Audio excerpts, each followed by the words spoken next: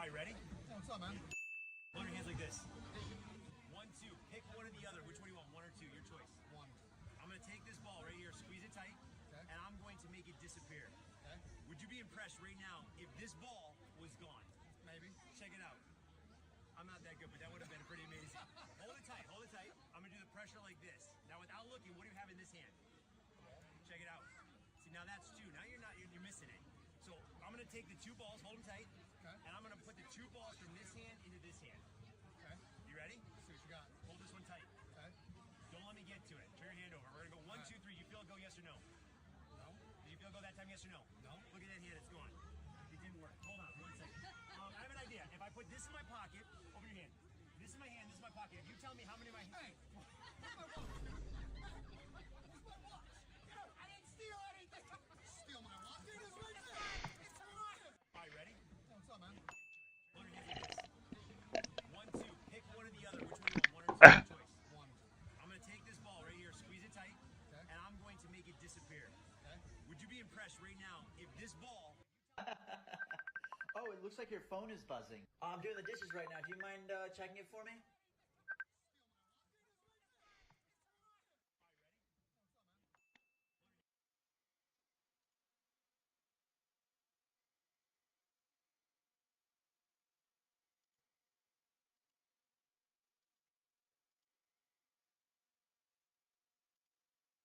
Welcome back to the Banana Bunch. I hope you're ready for some penetration because we are testing out Germany's 8mm Mauser SMKH, otherwise known as the super armor-piercing round of World War II. Basically, if you were an Allied soldier that thought you were safe hiding behind armor, this bullet was your worst nightmare. And we're going to figure out how thick of a steel wall you would have needed to be hiding behind to stay safe. Luckily, most German soldiers would have been issued standard ball rounds, so let's see how thick of a piece of steel you would have needed to be hiding behind to stay safe 95% of the time.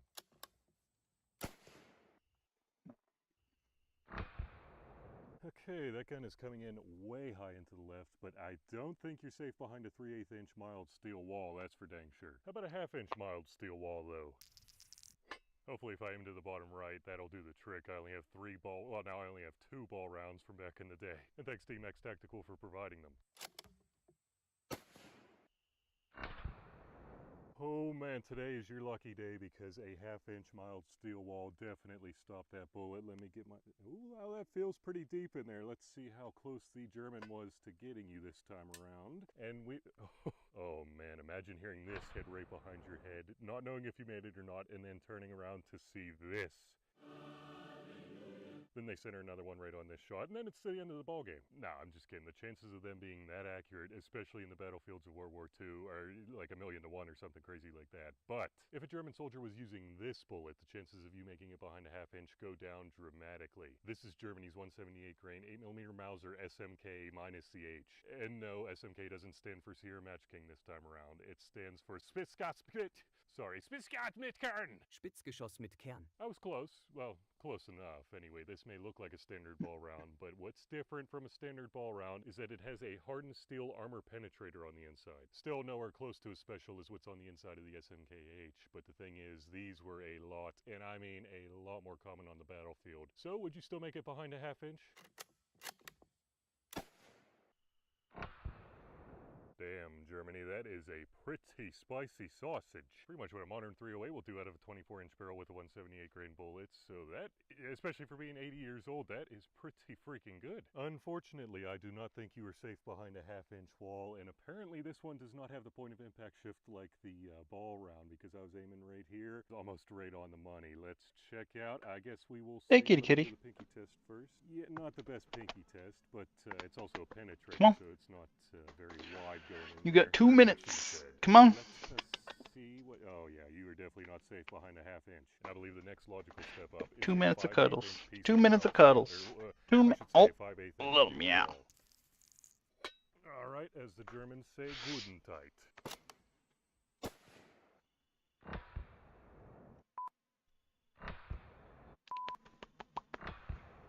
I I don't know if something got loose or what's going on, but I am destroying Steel Sled 4.2. The last one was a partial hang fart, like it was just ever so slightly of a delay. That was weird. But then these two hit ultra high. I didn't even see where that one hit, but I took out a giant chunk of Steel Sled 4.2, hit right here, and then smashed right into the one below it. The only good thing about these shot placements is that I'll be able to reuse this plate, but anyway, it even looks like the hang fire one was right on the post. Let us check out and see if you were safe behind a 5/8 inch Oh, okay.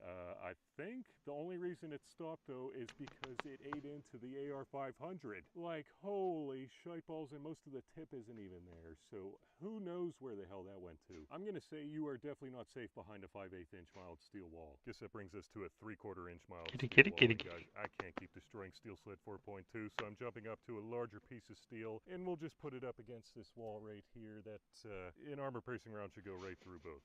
Let us hope for the best.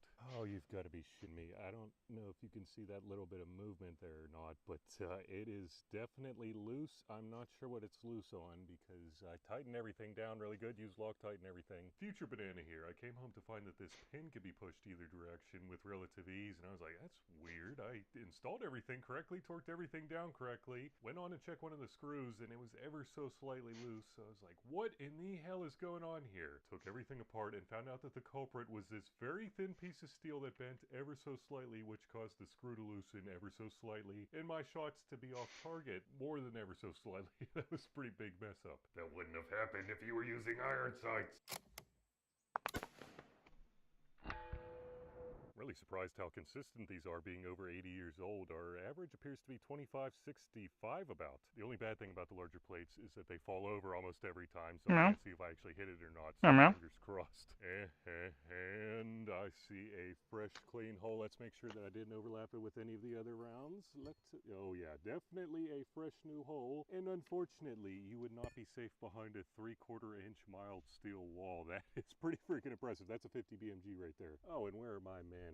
Yeah, I mean, that's a little bit better than before. Now we're getting into the super impressive territory, because this is a 1-inch piece of mild steel, or should I say the steel wall that you're going to be hiding behind. As you can see, this thing is an absolute beast. Unfortunately, I have all three grouped right in the middle, so hopefully that doesn't affect us with where we're placing the shots on the 8mm, but let us see what happens. And thank you to Checkmate Mags, by the way, for helping make these videos worth doing. Unfortunately, the 8mm Mauser that I'm using does not use magazines, but if I could somehow put one on there, you better bet that Checkmate Mags will be at the top of my list. They're the OEM for some of the top dogs out there. They're made right here in the US, and they have a very, very good warranty, so I don't know what there isn't to like. So if you enjoy watching... Is this showing kitty cam?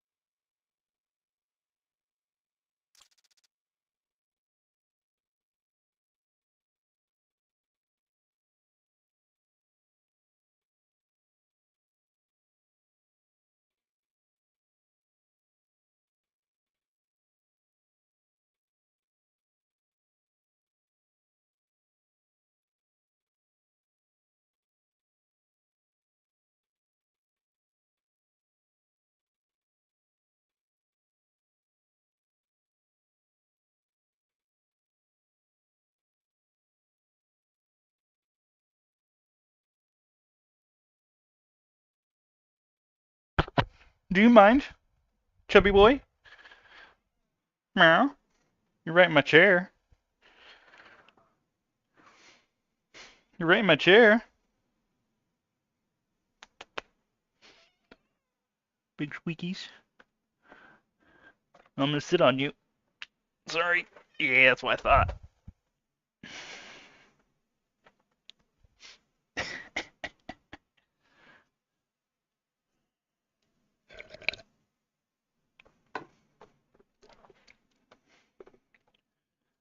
These videos, or if you enjoy making fun of these videos, that's fine too. I would just really appreciate if you supported Checkmate Mags, because they help make these videos possible. So about 25-55 feet a second. Holy fucking Q.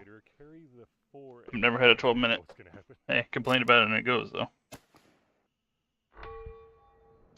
I really don't know what to expect. And guys, I'll let you know that I did have 2 failure to fires. Both of them, holy shit, there's a massive bug. Lost my train of thought there, but anyway, both of them did have very good primer strikes. So be extremely cautious if you're shooting ammo that's 80 plus years old. Well, actually be extremely cautious if you're shooting any ammo at all. I believe I see, yeah, that's a brand new bullet hole right there. Well, I shouldn't say hole because it didn't go through the 1-inch plate, but let's check out the, ooh, wow, wow. Okay, so the penetrator definitely popped out, but you are safe behind a 1-inch plate, you lucky dog. The weird thing is that the Germans made a brass case version of the SMK that we were just shooting, but they also made a steel case version. Same bullet, same.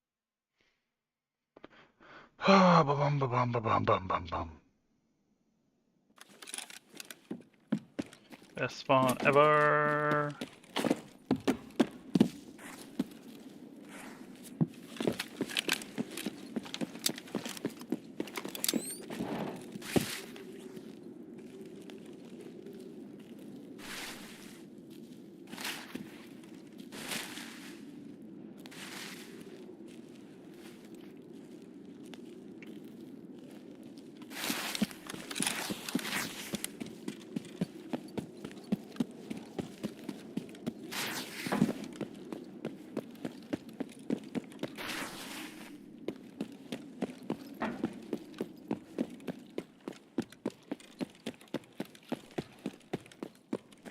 I'm dumb. Big dumb.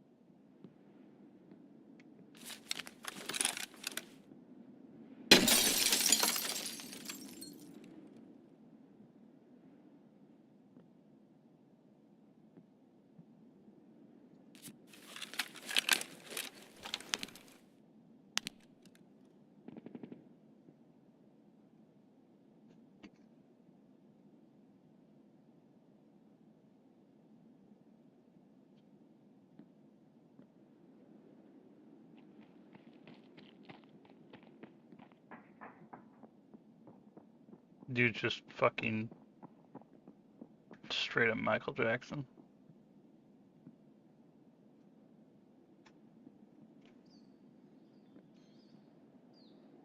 If that guy's downstairs in Armory.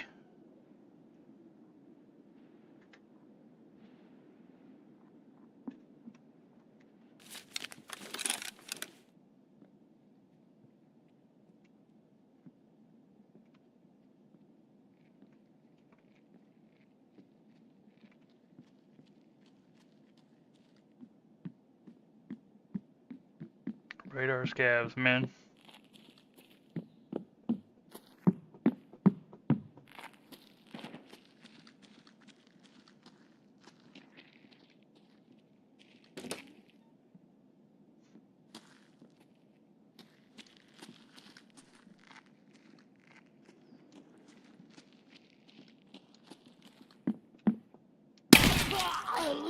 Just knows where I'm at.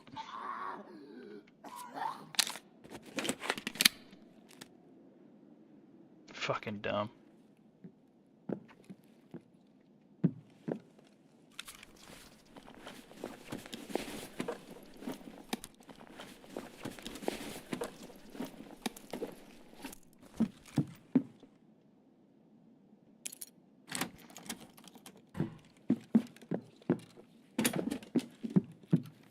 No fucking desync.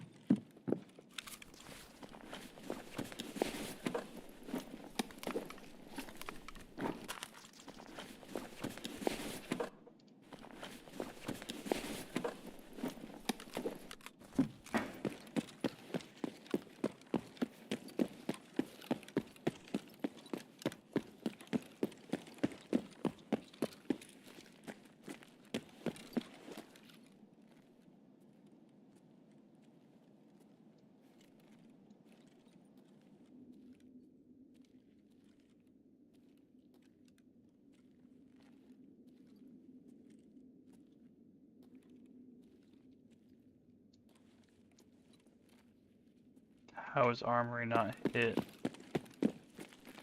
Room is fucking nuts.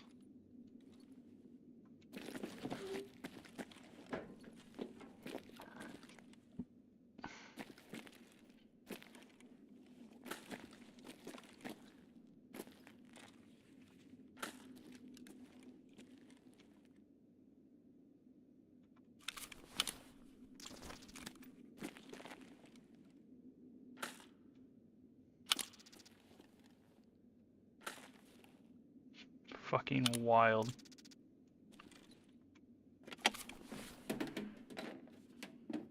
$300 rounds of hyperpen.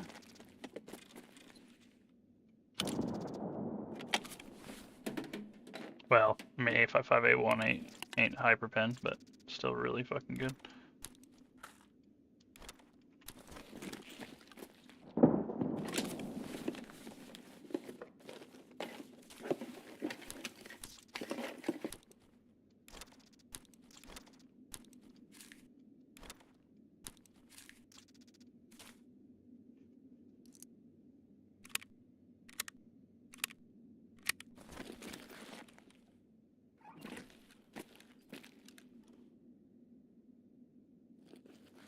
Get some fucking FPS stutters.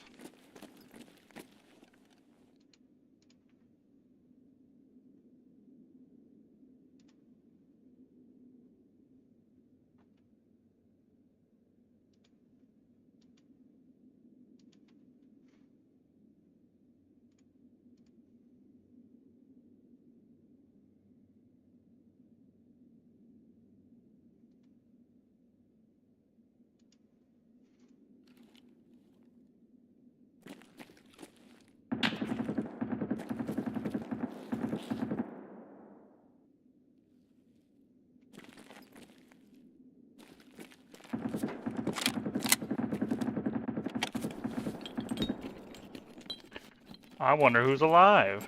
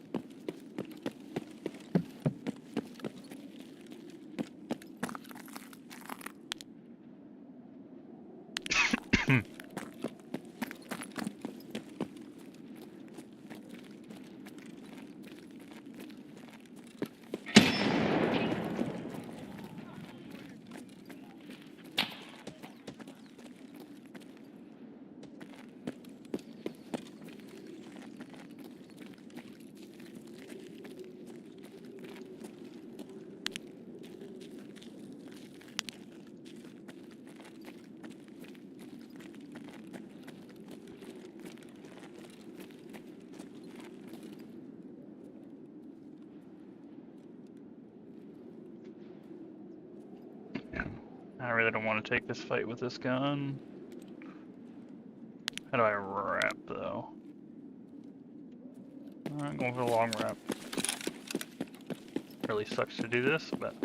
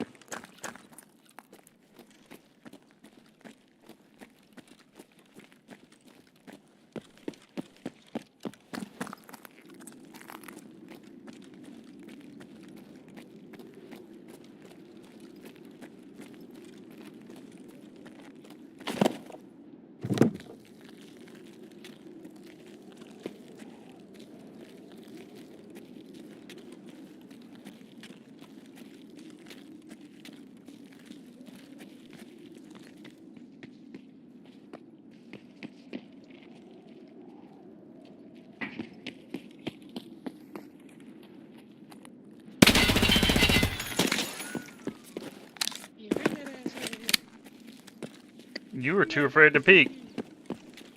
Too afraid to peek. What?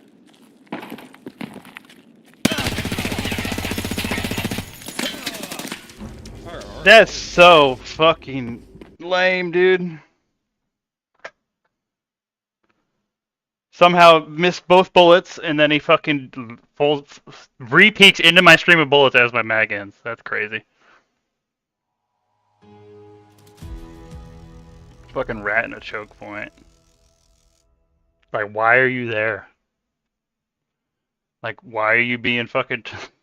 Okay. Rat in the fucking choke point. Like a pointless choke point. Trash fucking budget gun. Afraid to run a scope.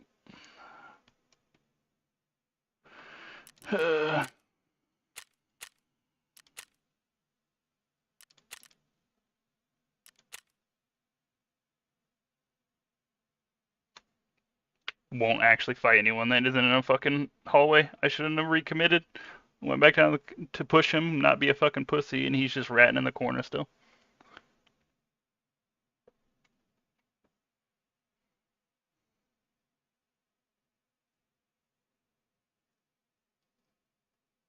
Camping in that fucking diner like a bitch is wild. At his stat, like his fucking amount of playtime. Like if it was a fucking 200-hour Timmy that didn't know streets, that's a bit different.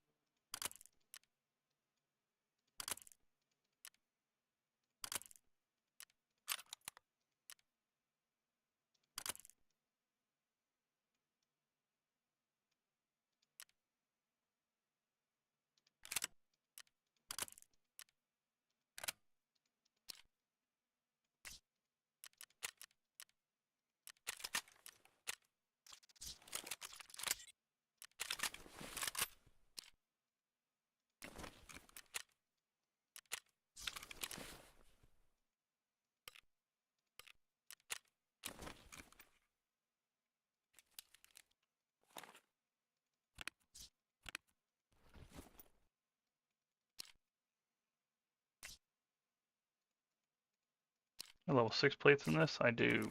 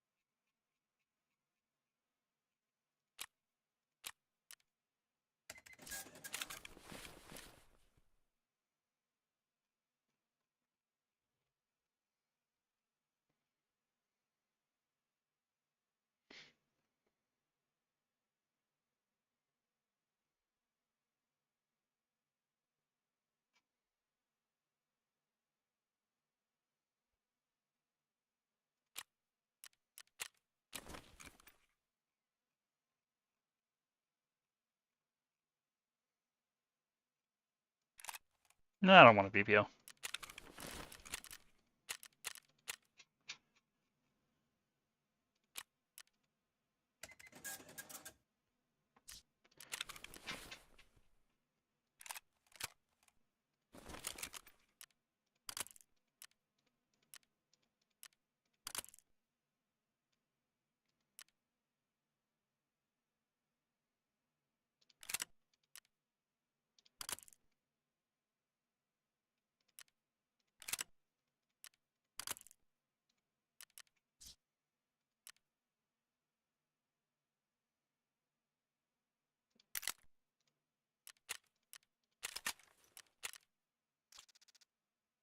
Oh, I'm out of fucking boards. Damn. Damn.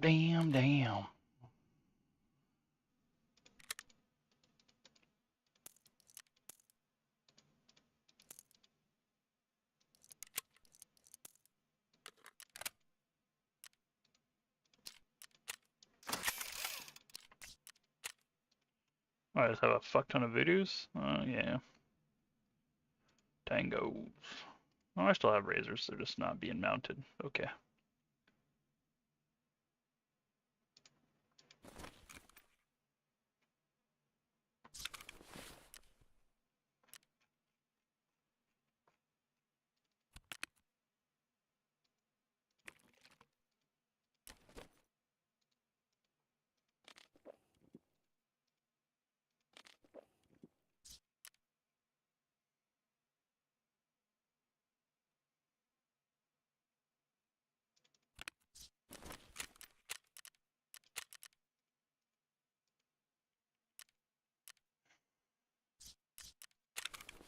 Oh, I'd even gear up for night.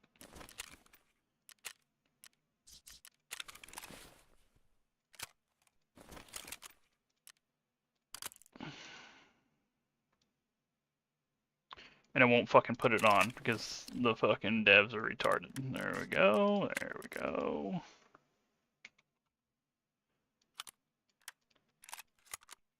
Crazy how hard that was for the UI to handle.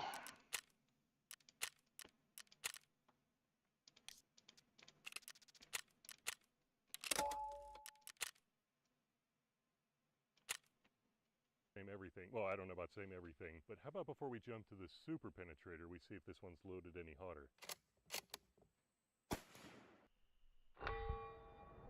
Right in the mix. Definitely not loaded any hotter, though. If not a few feet a second slower. So that's probably a no. Hopefully I made a good hit, though. Man, I am a rhyming wizard. Oh, yeah, definitely not a good hit. It looks like it blew right out the side. Let's just check out the front and see what... Yeah, I was aiming right here, so I am hoping that we get some good shots with the super penetrator. Based on the velocity, though, even if it did hit in the meteor area, it definitely would not have went through, just like the brass case version. And I also have another video where it did not go through a 1-inch piece of steel, so there's that. But the super penetrator here is supposedly going around 400 feet a second faster while featuring a around 20 grain heavier projectile. According to Buffman Range, who was nice enough to send these ultra rare bullets over, these are going up to 2,950 feet a second. So what? That is stout 300 Win Mag levels of muzzle energy out of a much smaller cartridge. Oh. And a massive bump in velocity isn't all we gain, though, because this bullet right here features a tungsten carbide core, which is not only harder than the steel core that we were shooting in the SMK, it was born for penetration. Kinda like your wife's boyfriend. Hey, we agreed not to go there. Anyway, the core is so hard that Buffman Range shot it at ceramic body armor, and I won't ruin the results, but they were freaking insane. I'll have that video linked down below. But let's figure out if you were safe behind a 1-inch mild steel wall. And in order to give us the best hit probability possible, I am jumping to a new 1-inch piece of mild steel because I am not taking any chances. I just need to figure out which one of these rounds are the SMKH real quick. Actually, could you help me point out which one of these are the SMKH? Probably not, because like a bunch of dumbass, the Germans designed 3 different bullets that look the exact same. I mean, the only features that help differentiate these bullets on the outside are different color primers as well as a head stamp with an S and a star afterward. Other than that, you're shit out of luck. I mean, sure, they made silver and black versions like the one that I was holding, but if you had to identify them quickly, I can just imagine how many major mix-ups there were back then. Here's to hoping there aren't any mix-ups with how overpressured these things are and that I actually hit the plate. That's the key as well.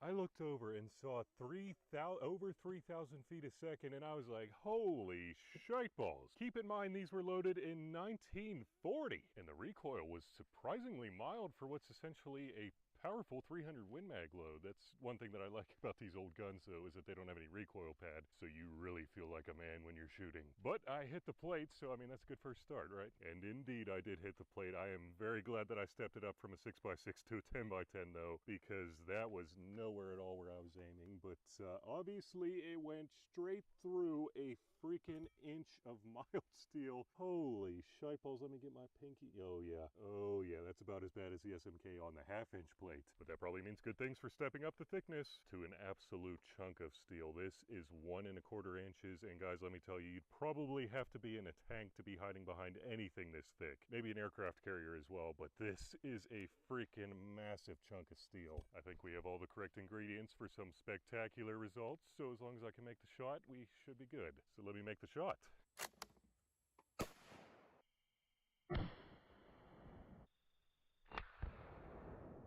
Still above 2950. I just didn't see the plate go down, so hopefully I hit it. Well, unless I centered it on that other bullet, things are not looking good. It kind of looks like I hit high, and yeah, I think I hit high, which is very surprising because I was aiming all the way down here. Oh, that scope base is all sort of whacked up. You know what? Let's just step it up to 1.5 inches because based on everything that I've seen, tungsten carbide core, 3,000 feet a second, it would have went through 1.25 inches. But 1.5 inches is the one that I'm really curious about, and I only have 2 more of these rounds. Sorry for wasting one of them, Buffman range. But anyway, let us get this 1.5 inch piece down here, and we will see. Son of a, we will see if it can handle this absolute chunk. I am going to be so disappointed if this scope causes me to miss with another round. Oh, and by the way, this will be the black version this time. What's that supposed to mean? 29.55, we are still cooking. And I hit the plate, hopefully in a good spot. Oh, thank you, Lord. Thank you. I believe I did hit in a good spot. And wait a second, there's no freaking way. Is that a tiny little hole? My gosh, that penetrator was close to going through, it looks like. I mean, how the hell did that poke a tiny hole in the backside of 1.5 inches with an 8mm Mauser, guys? That is freaking insane performance. I mean, sure, you're safe, but you're at least crapping your pants if you're inside a tank and you look up and see that hole. I mean, is that not the most impressive World War II bullet you've ever seen? Because that is the most impressive World War II bullet that I've ever seen. Hopefully you'll check out some of my other insane testing videos, and remember, don't let ballistics drive you bananas.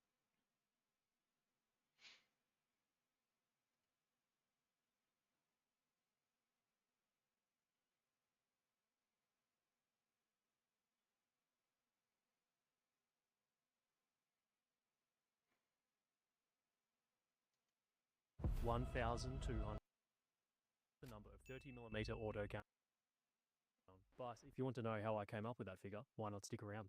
The Matrix. It's a sci-fi epic. It's from the late 90s. The first film, The Matrix, was released in 1999. It's the first movie to really get the internet thing right. There'd been a few attempts before, but none really stuck the landing the way The Matrix did. Our tale follows this guy, Neo, our crazy hacker man. He gets into a lot of wacky, zany adventures. Long story short, Neo comes to realize that his life is a lie and that he is stuck inside a simulation called The Matrix. The story follows him exploring the reality of the real world outside the simulation, and it goes over 3 films: The Matrix Reloaded, and Matrix Revolutions, which brings us to the main topic of this video, which is the Battle of Zion. So Zion itself is a fortified underground city. It's the last bastion of humanity. Anyone who's not plugged into the Matrix pretty much lives here and does their best to survive deep underground. It's a relic of the apocalyptic war that happened between man and the sentient machines which took over and created the Matrix. We know the population of Zion is 250,000, give or take, and this is a mix of humans born outside of the Matrix in Zion and also those who have been extracted from the simulation. The city is overseen by a high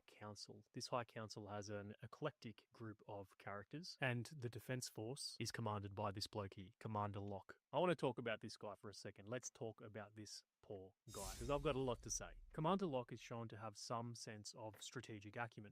They can't know we don't have an EMP. They'll have to attack in waves. Concentrate our offense on the diggers. He makes some good analysis points, he accurately predicts the enemy courses of action, and he uses his meager assets and weapon systems to develop a workable plan. But the way this guy is treated by the rest of the council is utterly insane. At almost every turn, he's routinely gaslit and patronized by the council. I believe I need every ship we have if we're going to survive this attack. I understand that, Commander. Perhaps it is best that it is not up to you. Careful, Commander. Commander Locke, the Council is well aware of the seriousness of this attack. As well as constantly having his command undermined in front of his junior officers. But might I advise a level of discretion? Seems reasonable, you're the skipper. What about you, Captain? What would you advise? Okay. Every time he briefs the council, he has his plans publicly questioned. Right now, the entire APU Corps and half the infantry. Half the infantry. Yeah, half the infantry were about to be wiped out. Did you have some other place you needed them to be, if not fighting? Do you think half is too many? Is it too little? I don't know. He never elaborates, just complains without offering alternative solutions. Comprehension is not a requisite of cooperation. This guy sucks. Anyway, none of this is lost on Commander Locke, and his frustration is obvious. This is insane. He's the guy solely responsible for the strategic defense of the entire population of the city. He's understandably going to have this grounded approach versus the idealism of the council. So the council, these guys blindly believe in the prophecy that is Neo, the main character, that he will save the day without anything else being done. And this clash of philosophy between the council and Commander Locke just leads to him being treated like a sausage by his own leadership at every turn. I get that the point of this, it's presenting the deeper thematic struggles shown in the franchise, which is on one end of a scale, you have the believers, and on the other side, you have the skeptics. It's a tale of free will versus destiny, all that sort of stuff. The film tries to balance how these conflicting viewpoints are presented to us in the audience and make both seem equally valid, but it comes more across as simply insane zealots versus the one guy who's applying common sense and pragmatism to actually try and save the city. Next up, we've got Captain Mifune, who is the Giga Chad leader of the APU Corps. He's a bit of a rough and tumble, gruff tactical leader. He's got a bit of a shaky policy on the use of child soldiers. But aside from showing us that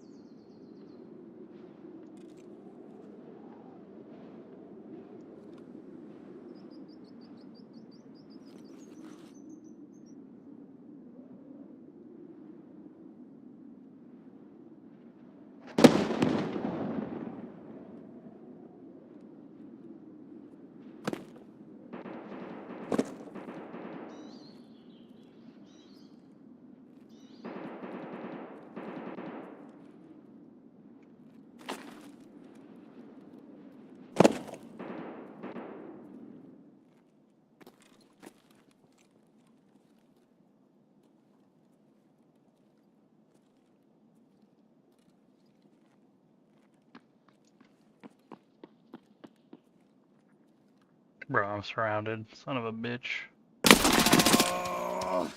I didn't even see him. Fucking rats everywhere today, man.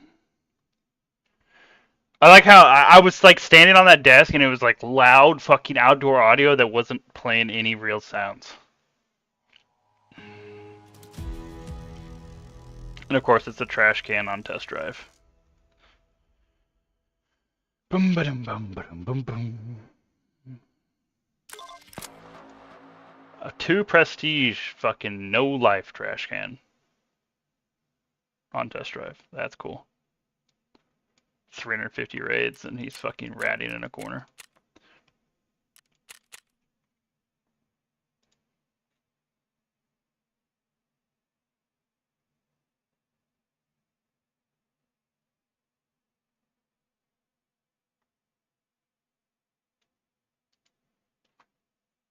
Cannot fucking snipe on this map because it's just like I get a good position, no one fucking peeks, and then as soon as I looked away from that fucking pathway, 2 people come sprinting across. They had to come from factory, I guess, or they were just ratting in a building the whole fucking time.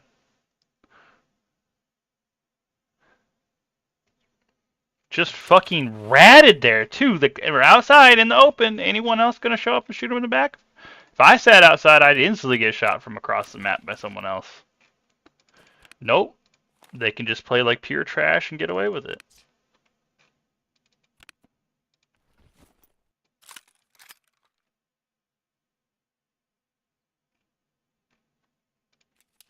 And then audio can fucking carry them too. Like that audio was actually fucking crazy that it played like it just so noisy inside.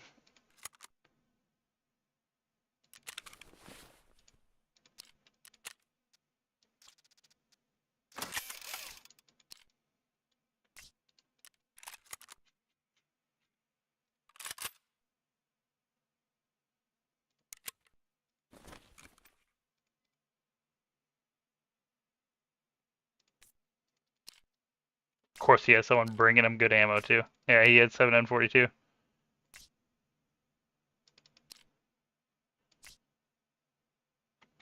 What fucking unlocks that? Does test drive unlock both?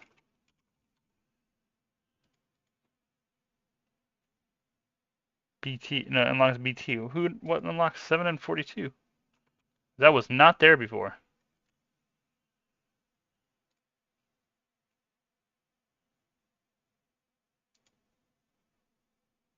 I guess. Okay. That shit. What, can I buy M80 now? No. So I don't have any fucking clue why you can buy this now, but okay.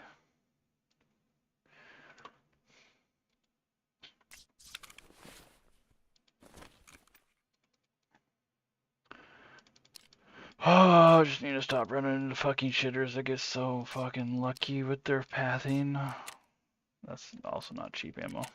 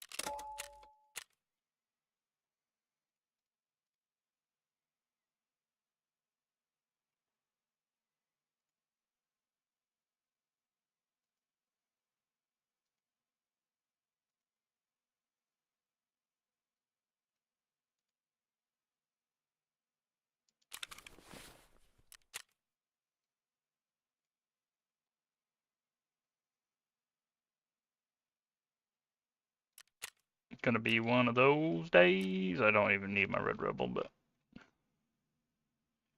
whatever. I got space for other melee weapons. One of those days, right? It's all fucking rats on. No one has a fucking pair of balls, and they need luck. Get lucky. The APUs, which is these mech things right here, can actually be effective against the machines. Captain Mifune also has one of the most iconic last stands in cinematic history. So one of the key plot points in the film is that the machines know about Zion and they've always known about Zion. Like the Matrix, the simulation, Zion itself is allowed to exist as another means of control. With all that being said, realistically the machines have the forces, the means and the resources to wipe out Zion at any point in time they so want. Going off the Matrix narrative here, Zion can never win the war through force of arms. It is impossible. As we know, the machines have won this battle 5 times before, and every time they win, they simply get better at wiping out Zion. This will be the 6th time we have destroyed it, and we have become exceedingly efficient at it. But let's ignore all that pesky Matrix lore, suspend your disbelief, and work with me here because we're going to laser focus on the logistics of the Battle of Zion itself. Yes? Yes.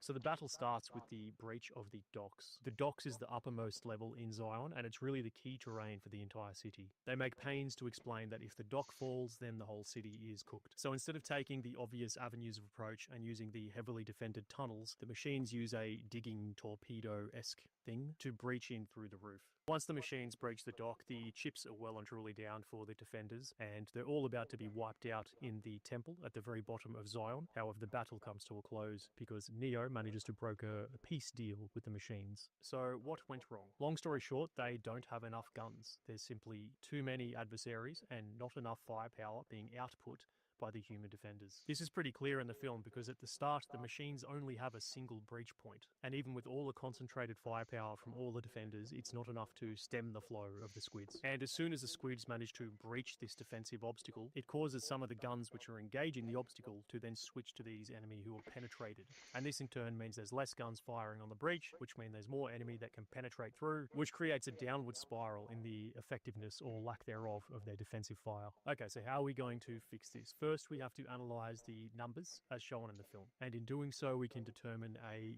theoretical mathematical figure that would be needed to win this battle.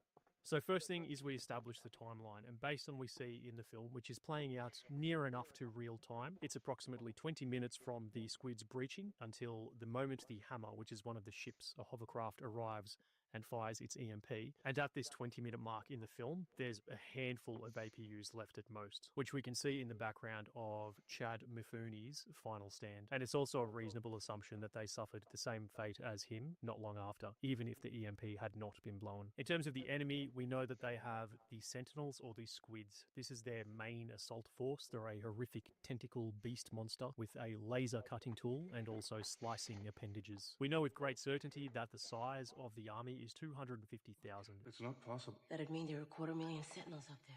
That's right. In terms of the friendly force situation, it's not the best. At the start of the battle, there's really only 2 of the hovercraft ships remaining in play. The first is the Logos, which is the ship that Neo and Trinity take to the Machine City, where he brokers his peace deal. And the second ship is the Hammer, which is piloted by Niobe, and that's the ship that makes it back to the dock and fires its EMP, which effectively brings an end to the Battle of the Dock. Again, some credit to Commander Locke. He had a reasonably robust plan to use these ships for a sort of mobile or defense in depth, and his original plan was to have the ships staged outside Zion where they could fire their EMP and attrit and destroy the squids well before they approach the city itself. It's a decent plan, but it's undermined by something that he could have never in a million years planned for, which is Agent Smith, the main villain of the franchise, breaking into the real world and taking over one of the human bodies and then firing the EMP and sabotaging the whole plan. So with the ships out of play, the main capability that the defenders have is the Armored Personnel Unit, or the APU.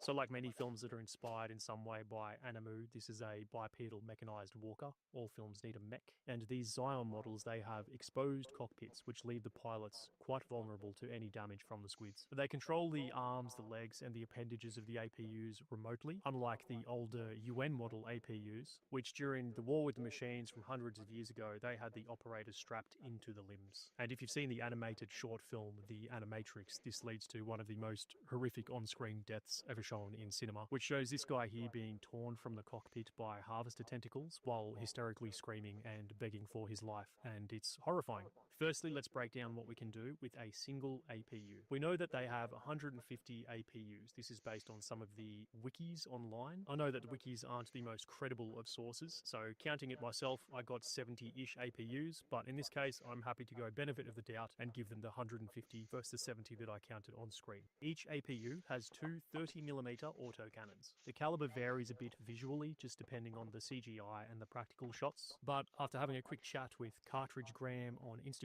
who's an ammunition guru man guy, he pointed out that with the Matrix being filmed in large parts in Australia, it's quite plausible that it is 30mm based on these old cartridges, which are likely from the Mirage Defa 30mm cannons, which used to be in the old Australian Air Force jets. So the two 30mm cannons are fed from these hilariously small magazines, each holding about 150 rounds of 30mm ammo. These small magazines mean the APUs have to reload very frequently, which is problematically done so by the aforementioned child soldiers and a wheelbarrow. We can go by audio to determine the rate of fire of the guns, and they're certainly not as fast as the Defa 30mm cannon, but they're seemingly not as slow as the cannon which comes out of the Apache.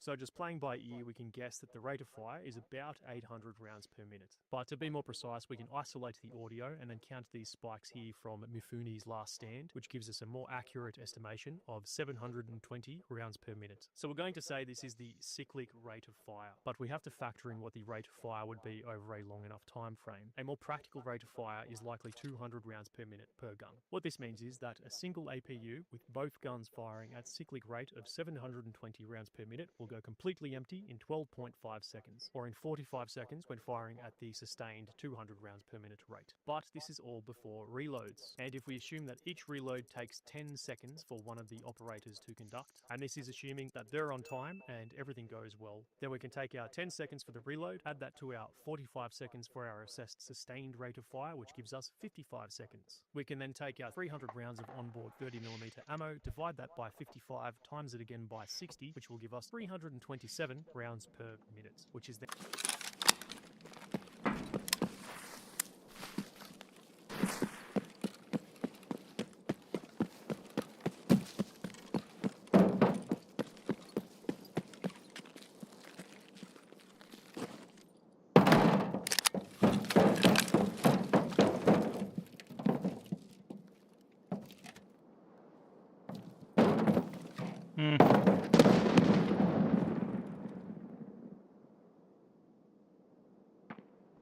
I'm not super happy with this spot.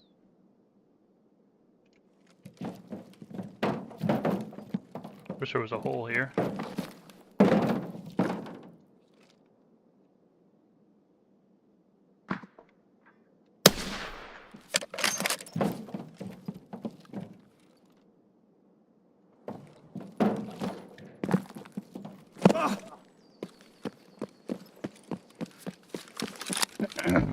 Can't believe that landed. Yeah, figured I aimed a little high, but you doing peacekeeping mission?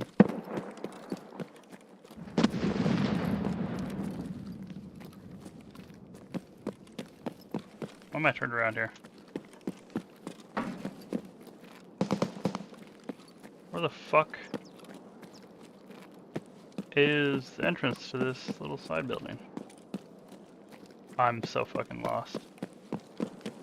Okay, right here. Jesus.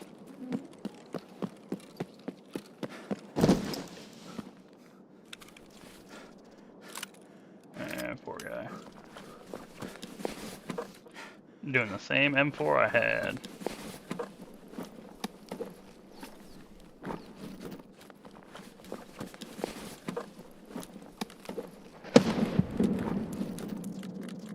Ugh, budget ammo.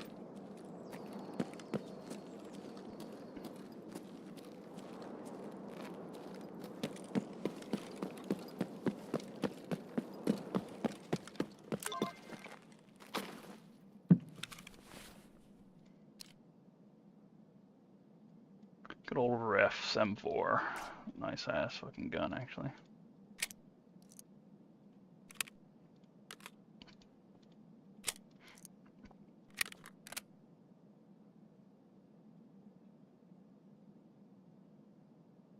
Do I swap? I do swap it out. Fuck it.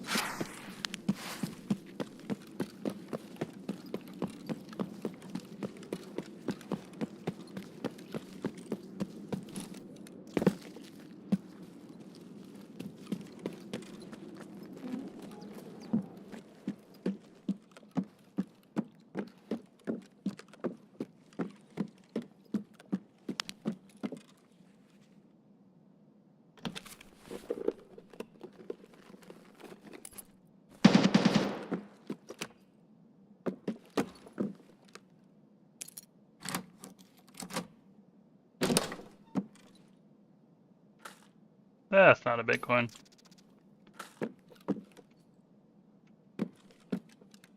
That's a Bitcoin.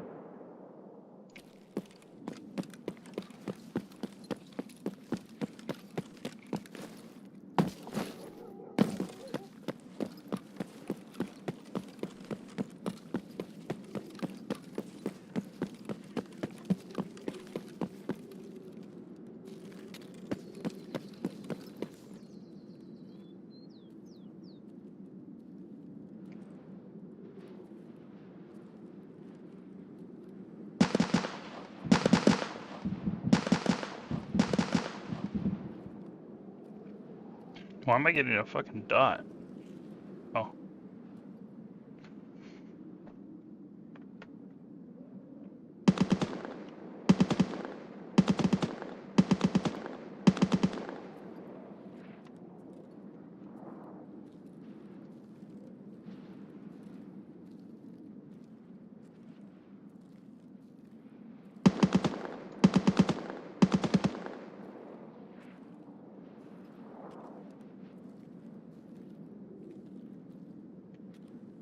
Going ratty since it's so fucking windy with these headphones. What are these? Swordens? Fuck the Swordens.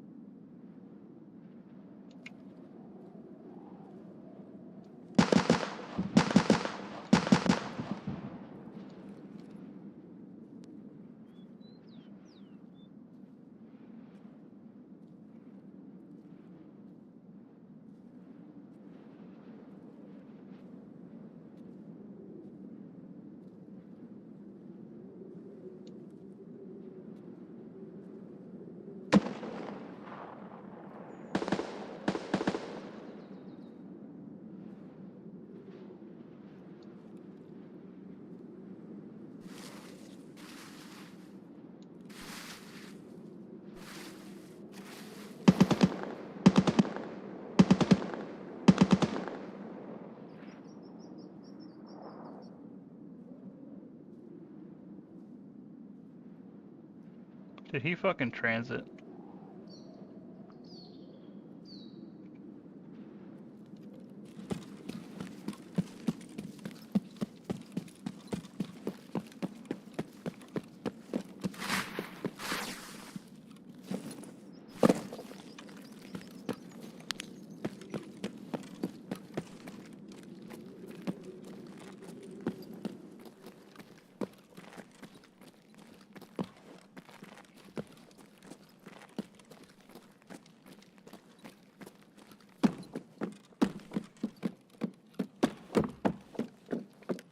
I feel like he transited.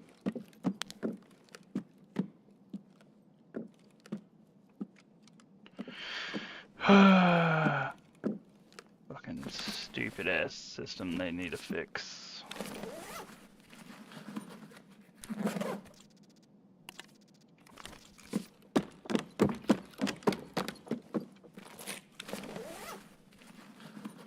Like I use it, that's because fucking everyone does. No reason not to use it, but it shouldn't be a thing.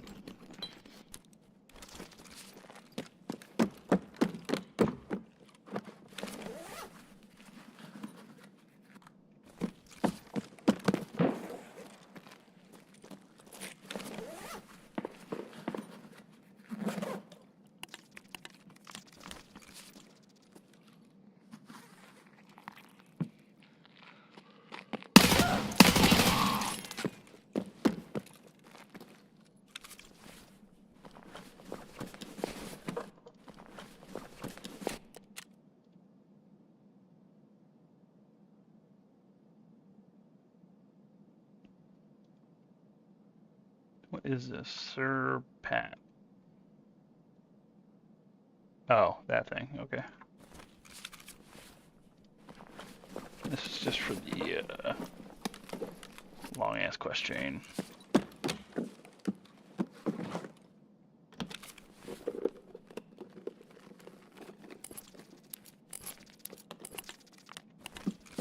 Pre-impact.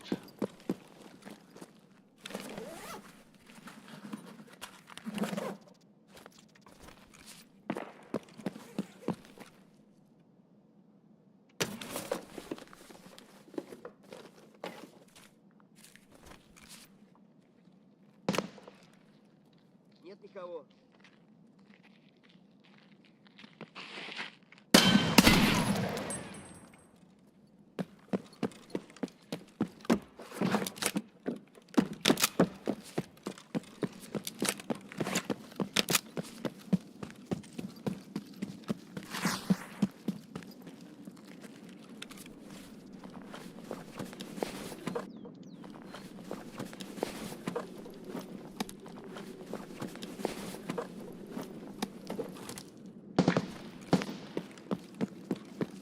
I searched that ammo so fast.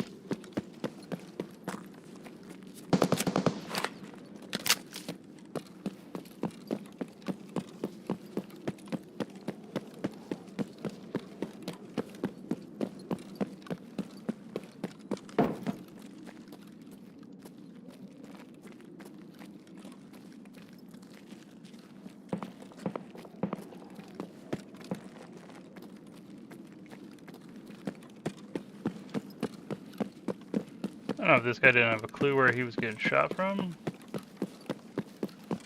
or what. 41.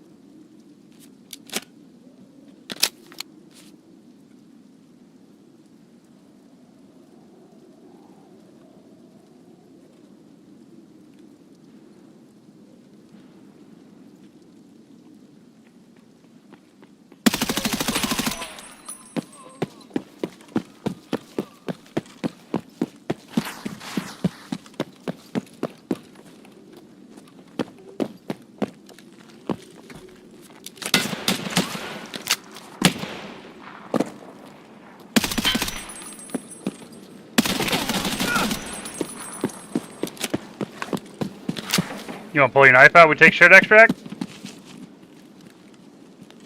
Can't do that. Alright. Fighting, buddy. Witness me.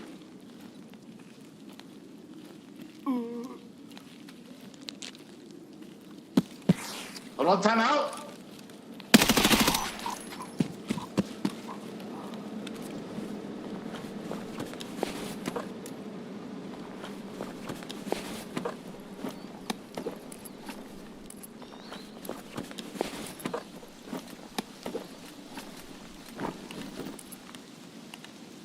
He had a 1-second fuse grenade.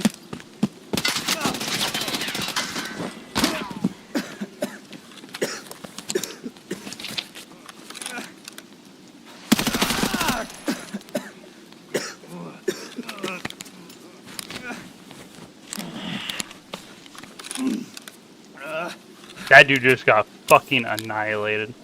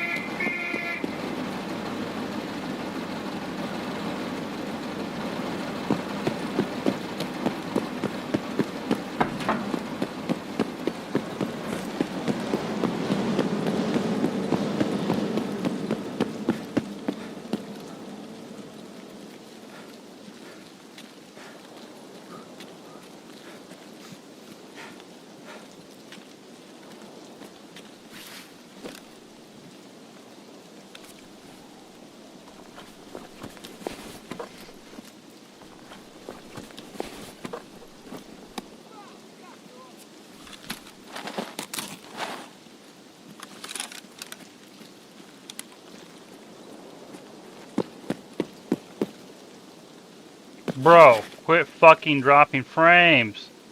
No, not right when I'm about to fight a scav.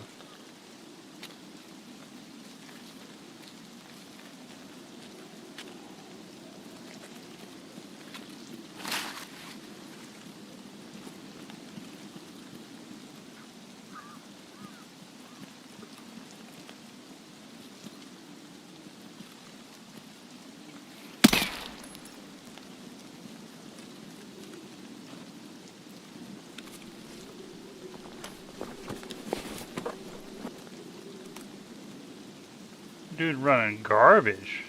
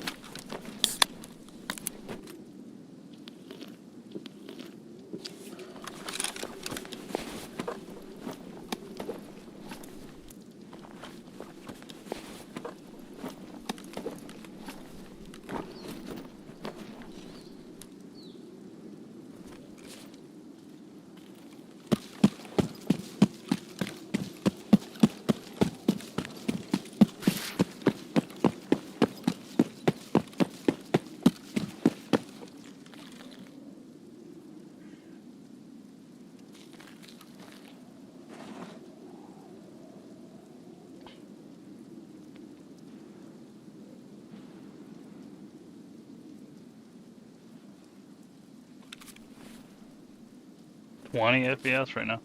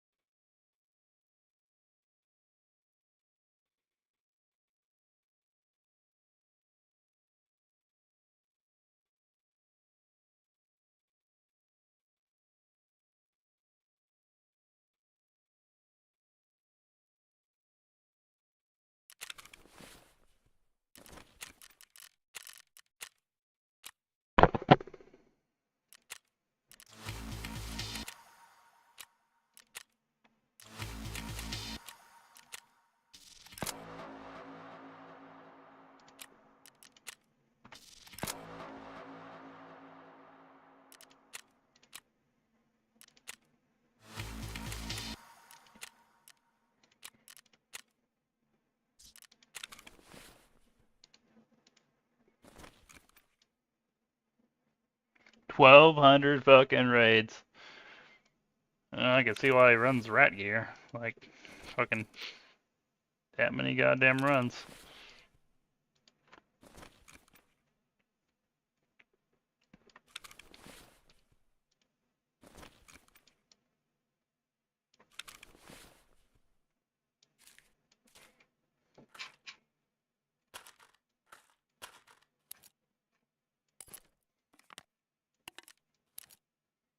That guy, yeah, he had a 1-second fuse grenade and use it on me.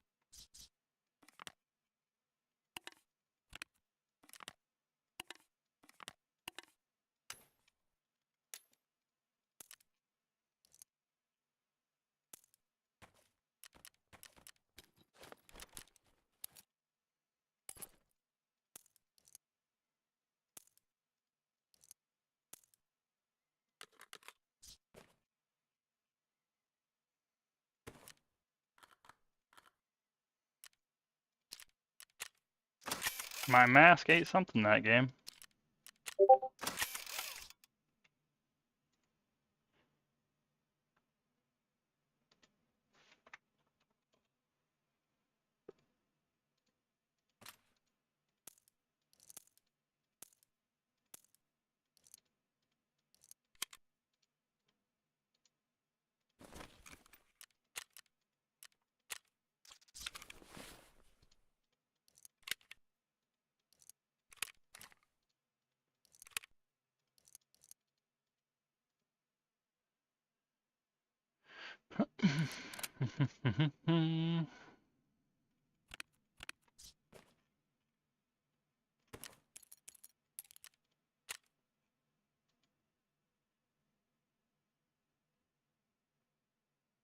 Do I swap to M700 and go woods?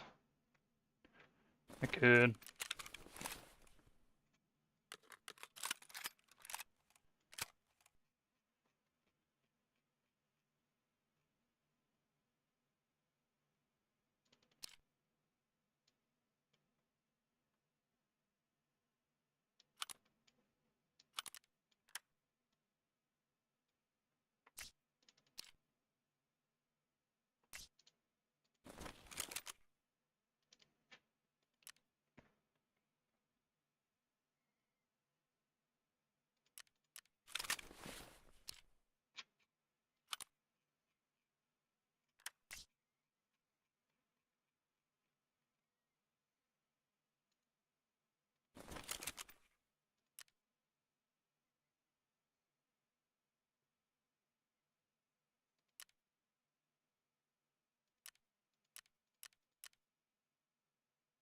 Hey, Kitty.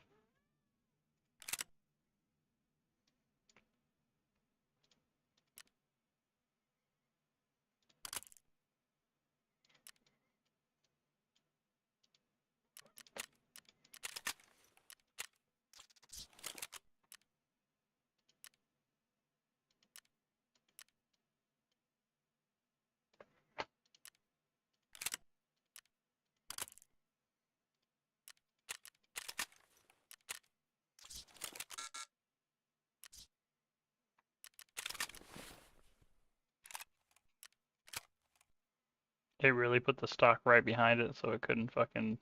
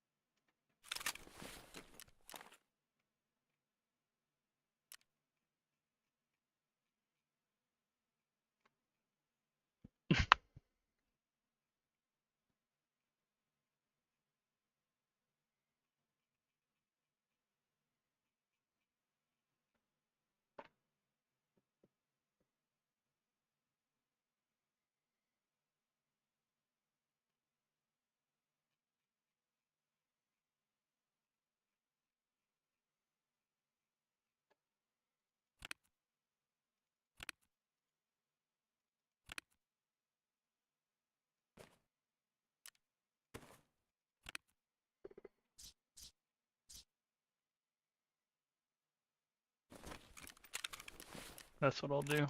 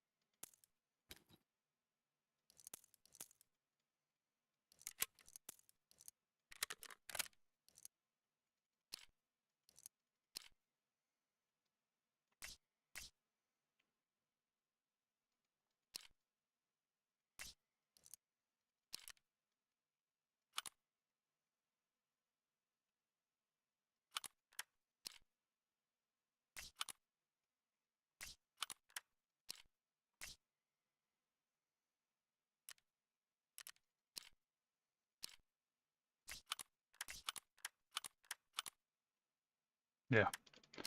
I figured it wouldn't go up.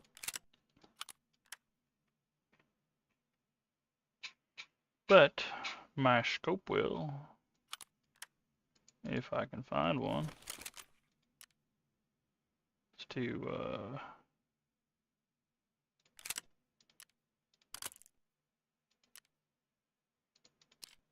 3 to 20. Yeah.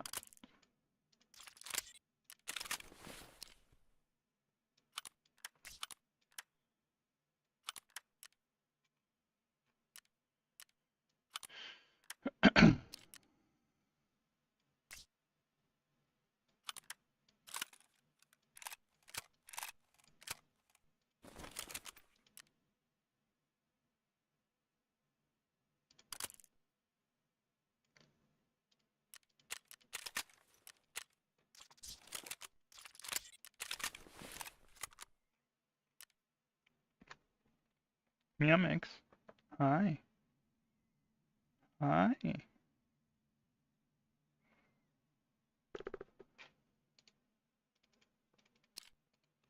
Ugh.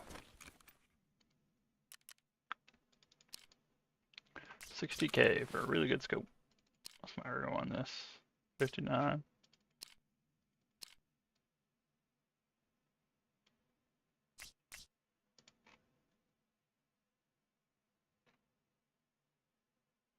Don't need Red Rebel, technically. Do need flare. I do need more meds.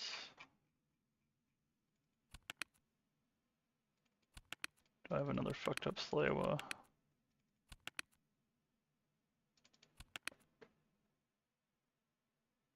That'll work.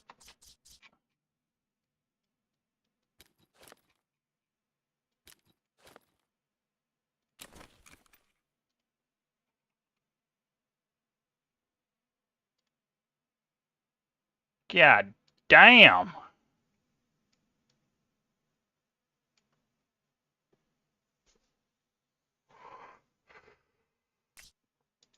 Greedy little fucks.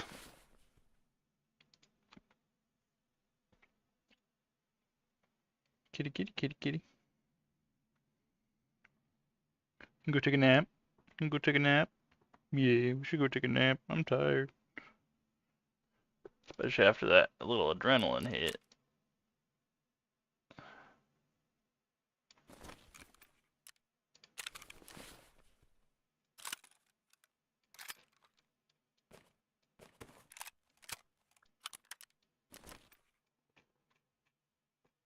Show us these fucking quest items.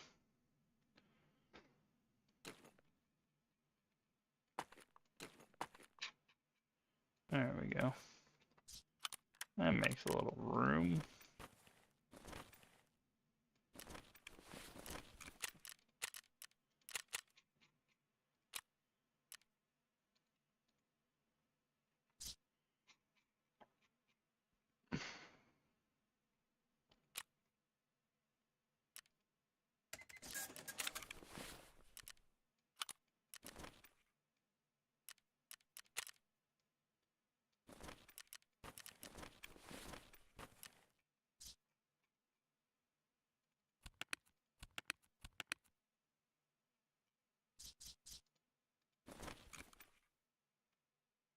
They're so expensive.